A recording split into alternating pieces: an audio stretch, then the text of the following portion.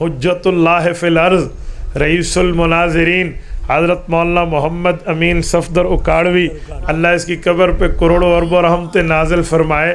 ایک سکول میں استاذ تھے، تو ایک استاذ وہ تھا جو ان سے حسد کرتا تھا، اور وہ یہ سمجھتا تھا کہ محمد امین اکاڑوی حنفی دیوبندی ہے، لہٰذا یہ درود پاک کا قائل نہیں ہے، تو وہ انہیں بار بار اس بات پہ کوستا رہتا تھا۔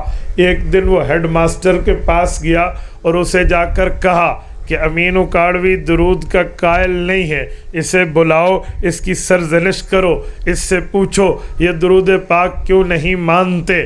ہیڈ ماسٹر حیران ہوئے، انہوں نے کہا ایسا تو نہیں ہے، عالم دین ہیں، ان کے چہرے پہ داڑھی ہے، سر پہ ٹوپی اور پگڑی ہے، وہ درود پاک کے منکر ہوں۔ انہوں نے کہا جی نہیں، یہ درود پاک نہیں مانتے، انہیں بلاؤ۔ ہیڈ ماسٹر نے بلایا، حضرت اکاڑوی تشریف لائے، کہا ہم نے سنا ہے کہ تم لوگ درود پاک کے منکر ہو۔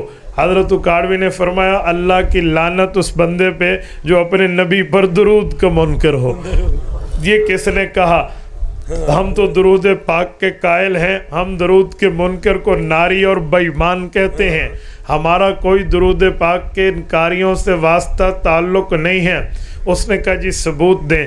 انہوں نے کہا جب ہم التحیات ختم کرتے ہیں نماز میں عبدہ و رسولہ کے بعد اللہم صلی علی کہہ کر درود پاک پڑھتے ہیں، اور درود پاک کے بغیر نماز کو نامکمل سمجھتے ہیں۔ تو حضرت اکاڑوی کی بات سن کر پرنسپل وہ ہیڈ ماسٹر مطمئن ہوا، انہوں نے اس استاذ کو بلایا جس نے شکایت لگائی تھی، وہ بھی آ گئے۔ اس سے کہا کہ میں نے ان سے پوچھا، انہوں نے کہا میں درود پاک کا قائل ہوں۔ میں نے دلیل پوچھی، انہوں نے دلیل بتائی کہ ہم نماز میں عبدہ و رسولہ کے بعد اللہم صلی علی بھی پڑھتے ہیں، اللہم بارک بھی پڑھتے ہیں، اور درود پاک کے بغیر ہم تو نماز کو نامکمل سمجھتے ہیں۔ اب تو نے الزام لگایا، اب بتا تیری تسلی ہو گئی؟ اس نے کہا حضرت نہیں، یہ بیٹھ کے پڑھتے ہیں، کھڑے ہو کے نہیں پڑھتے۔ نہیں سمجھے؟ انہوں نے کہا جی بیٹھ کے پڑھتے ہیں، کھڑے ہو کے نہیں پڑھتے۔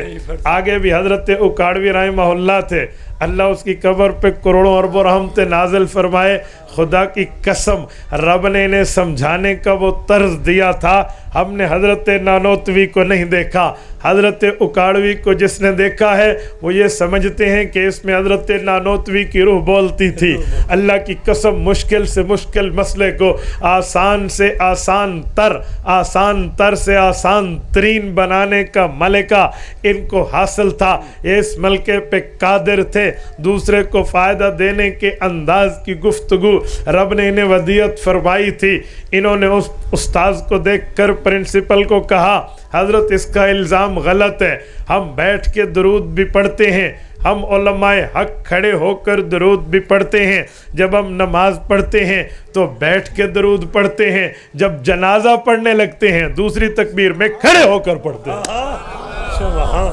ہم نے کہا جی یہ بھی ہمارے اوپر اعتراض ہے، ہم سبحانک اللہم و بحمدک و تبارک اسمک و تعالی جدک و جل ثناؤک و لا الہ غیرک، یہ پہلی تکبیر دعا واسطے اللہ، ثنا واسطے اللہ تعالیٰ کے، پھر درود واسطے رسول اللہ کے۔ ہم دوسری تکبیر کے بعد درود پاک کھڑے ہو کے پڑھتے ہیں۔ یہ بندہ الزام لگا رہا، اب تو پرنسپل خوش ہوا، اس نے اس استاذ کو دیکھ کے کہا اگر تیرے دل میں اخلاص ہے، حسد نہیں ہے، تو تجھے مان لینا چاہیے کہ یہ درود پاک کھڑے ہو کر بھی پڑھتے ہیں، بیٹھ کر بھی پڑھتے ہیں۔ لیکن کہروڑ پکا ضلع لودھرا کے دوستو، ضد کا علاج نہیں ہوتا، اللہ کی قسم ضد لا علاج ہوتا ہے۔ جہاں ضد آ جائے، جہاں دلیل نہ ہو، جہاں اناد آ جائے، جہاں تعصب آ جائے، جہاں فساد آ جائے، جہاں تکبر و تعلی آ جائے، وہاں پر باتیں بنتی نہیں، بگڑا کرتی ہیں۔ اس نے کہا حضرت اب بھی مجھے اعتراض ہے۔ ہیڈ ماسٹر نے کہا اب کیا اعتراض ہے؟ بیٹھ کے بھی پڑھتے ہیں، کھڑے ہو کے پڑھتے ہیں۔ اس نے کہا حضرت درود تو مان گیا، لیکن یہ درود الصلاۃ والسلام علیک یا رسول اللہ نہیں پڑھتے۔ حضرت نے فرمایا یہ بھی ہم پہ الزام ہے، ہم اس درود کے بھی قائل ہیں، لیکن جگہ جگہ کا فرق ہوتا ہے۔ صبح نماز میں صبح کی نماز ہوتی ہے، ظہر میں ظہر ہوتی ہے، عصر میں عصر ہوتی ہے، مغرب میں مغرب ہوتی ہے، عشاء میں عشاء ہوتی ہے۔ کل کو یہ نہ کہہ دے اس نماز میں اس نماز کو پڑھ لو، بابا اذان میں الصلاۃ خیر من النوم صرف صبح میں کیوں کہتے ہو؟ ہر اذان میں کہہ دو۔ ہو سکتا ہے دوپہر میں گرمیوں کے اندر کوئی کیلولے کے بعد سویا ہوا ہو، اسے بھی کہہ دو الصلاۃ خیر من النوم، اور تیرے کیلولے کی نیند سے ظہر کی نماز بہتر ہے۔ اگر کوئی کہے گا ہم کہیں گے غلط کہہ رہا ہے، میرے پاک پیغمبر نے یہ لفظ سکھائے ہیں، بتائے ہیں، سنائے ہیں، اذان میں ایڈ کروائے ہیں۔ ابو داؤد کی روایت ہے، رسالت مآب علیہ السلام نے صرف صبح کی نماز میں یہ حکم فرمایا ہے، باقی نمازوں میں لفظ اذان ہے لیکن فجر میں ہے، ظہر میں نہیں ہے، فجر میں ہے، عصر میں نہیں ہے، فجر میں ہے، مغرب میں نہیں ہے، فجر میں ہے، عشاء میں نہیں ہے، فجر میں ہے، جمعہ میں نہیں ہے۔ ہم نہیں کہیں گے لفظ اچھا ہوگا تب بھی نہیں کہیں گے، لفظ کیسا ہوگا تب بھی نہیں کہیں گے، کیونکہ حضور پاک نے ادھر کہنا نہیں سکھایا۔ کہا بالکل ایسی بات ہے، کہا درود پاک کے بھی اپنے انداز اور صیغے ہیں۔ ہم جب دور ہوتے ہیں، رسول اللہ مدینہ طیبہ میں ہیں، تو درود پاک کیا ہے؟ درود پاک تحفہ ہے۔ تحفے کا اصول یہ ہے جب بندہ دور ہو تحفہ دور سے بھیجا جاتا ہے، جب بندہ قریب ہو قریب سے تحفہ پیش کیا جاتا ہے۔ مثلا یہ پینے کے گلاس یہ کانچ اور شیشے سے بنا ہے، حضرت مولانا کو ایک شاگرد نے بھیجا کراچی سے، تو کراچی سے دے گا نہیں، کراچی سے بھیجے گا، لیکن جب ادھر آئے گا اپنے ہاتھوں سے پیش کرے گا۔ تحفے کا انداز یہ ہے، تحفے کا اطوار یہ ہے، تحفے کا طرز یہ ہے، تحفے کا اصول یہ ہے، تحفے کے معاملات یہ ہیں۔ دور سے بھیجا جاتا ہے، قریب سے خود پیش کیا جاتا ہے۔ کا درود پاک بھی تحفہ ہے۔ ہم دور ہوتے ہیں، حضور پاک مدینہ طیبہ میں ہیں، ہم ادھر سے کہتے ہیں اللہم صلی علی محمد، اللہم بارک علی محمد۔ اے میرے مولا، اے میرے اللہ، اپنے فرشتوں کے ذریعے ہمارے محبوب رسول حضرت خاتم الانبیاء صلی اللہ علیہ وسلم تک مجھ ناچیز کا یہ تحفہ پہنچا دے، اور اللہ یہ توفیق دے کہ ہم مدینہ طیبہ پہنچیں۔ کہروڑ پکا کے دوستوں میں دعا کرتا ہوں اللہ آپ سب لوگوں کو مدینہ لے جائے، اللہ آپ کی برکت سے ہمیں بھی لے جائے۔ جب امتی پہنچے سرکار کی دربار میں، جب امتی پہنچے رسول اللہ کے در اقدس پہ، جب امتی پہنچے رسول اللہ کے روزے پہ، جب امتی کو یہ شرف و سعادت و عزت ملے کہ وہ سرکار کے سامنے مواجہ شریف روزہ اقدس گنبد خضرا کے سائے میں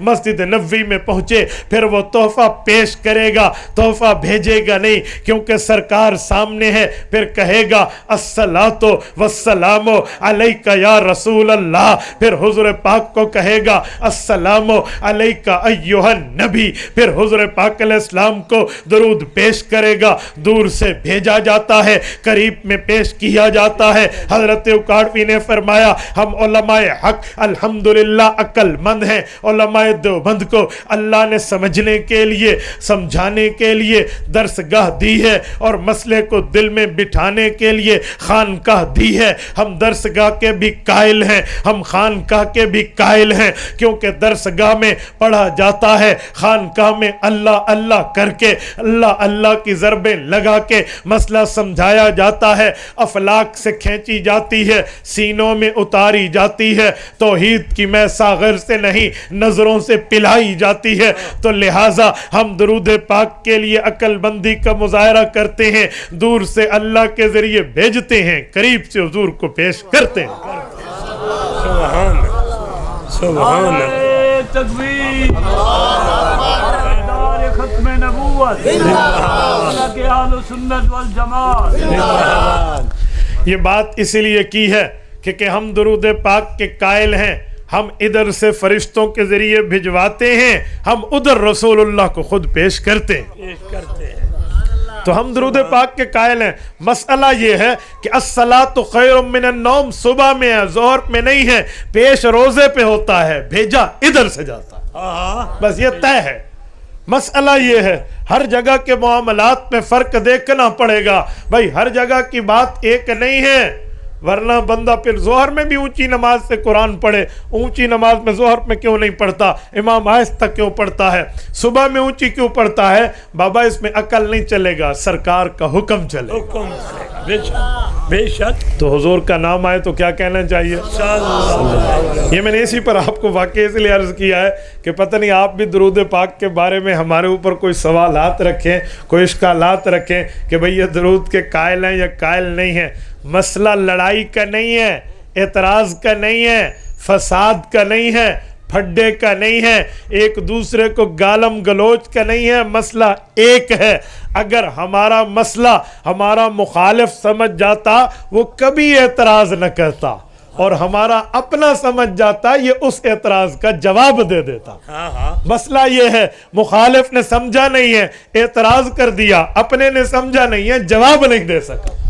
تو اس لیے ہمیں خود اپنا مسئلہ دلیل کے ساتھ، قوت دلیل کے ساتھ سمجھنا چاہیے۔ ہنستے چہرے ہوئے بھی بندہ گفتگو کر سکتا ہے، میں منہ میں مچوڑ کے تے رات دے 12 منہ تے وجہ کھڑوتے ہو من فائدہ، کھلی کھلی بندہ بات کرے، چہرہ واضح رکھ کے بات کرے، دلیل کے ساتھ بات کرے۔ دین کسی کی باپ کی جاگیر نہیں ہے، دین کسی کے ابے کی میراث نہیں ہے، دین رسول اللہ کا دیا ہوا ہے، اللہ کا بھیجا ہوا ہے۔ تو دلیل سے بندہ سمجھائے، کیا ایک دوسرے کو بندہ ادھر ادھر کی گالی اور فلاں ایک دوسرے پر فتوے اور کفر کی مشینیں۔ بابا تھوڑا گزارا، ہم ایک علاقے کے ہیں، ایک وسیب کے ہیں، ایک جگہ کے ہیں، ہماری زمینیں یہاں سانجھی ہیں، ہمارے گھر یہاں سانجے ہیں، تو ہمیں دین کو بھی دین کے طرز پہ پیش کرنا چاہیے۔ بے شک بے شک۔ میں ایک علاقے میں گیا، اس علاقے میں وہاں کے علماء نے وہ جہاں ان حضرات کے ہمارے سادہ دوستوں کے تھے، ان کو سمجھایا کہ مفتی عبدالواحد آ رہا ہے، یہ حضور پاک کی عزت نہیں کرتا، نعوذ باللہ، اس سے ہاتھ جس نے ملایا اس کا نکاح ٹوٹ جائے گا۔